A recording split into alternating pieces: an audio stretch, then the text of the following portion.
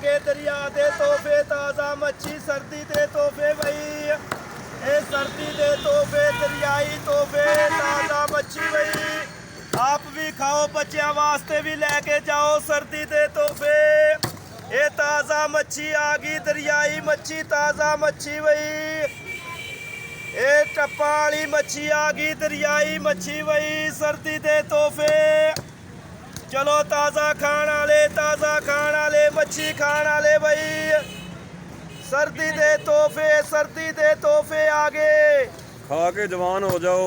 खा के जवान होने वाली मच्छी बई ताज़ा मच्छी दरियाई तोहफे ना गर्मी रवे ना कमजोरी रवे।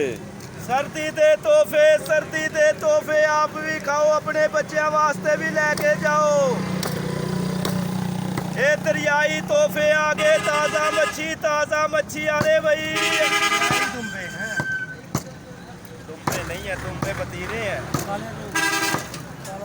एक काला रहू खान आले केला भी रहत हो गया सेब भी रहत हो गया मौसमी भी रहत हो गया भाई ये मच्छी रहत होगी भाई सर्दी दे तोहफे ताज़ा मच्छी खाने वाले भाई ये गनेरियां भी तो ही लाइया ने। गनेरियां भी लाइया ने। गनेरियां वाला केड़ा भाई चाचा अशरफ अमिया अशरफ गनेरी 60 रुपये किलो। तू ला ओका आप दिहाड़ी देवेंगे किसी ओका ला तू हाँ? ओका तो ला। चलो गनेरी ताज़ा गनेरी भाई सेब रहत हो गया केला रहत हो गया मौसमी रहत हो गया फ्रूट रहत हो गया मच्छी रहत होगी एक गनेरियां रहत हो गया पोंडे दे चस्के भाई ए पोंडे रहत हो गए गनेरियां पेड़े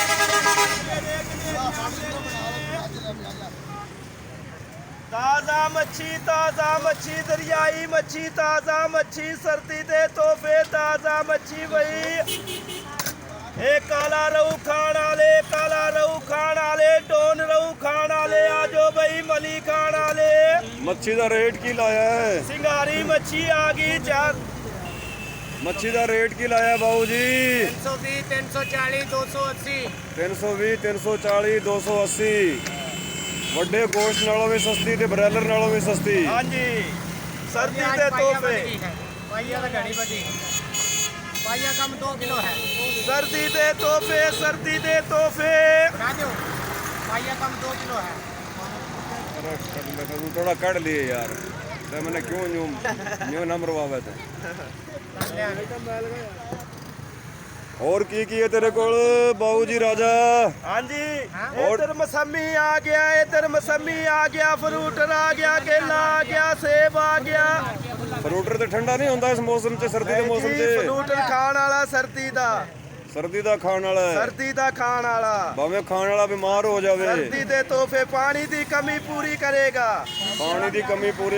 ते मच्छी केड़ी शय दी कमी पूरी करदी है? मच्छी सर्दी हटाएगी जी ते कमजोरां नूं जवान बनाएगी एक दिन जबान पाक रहेगी।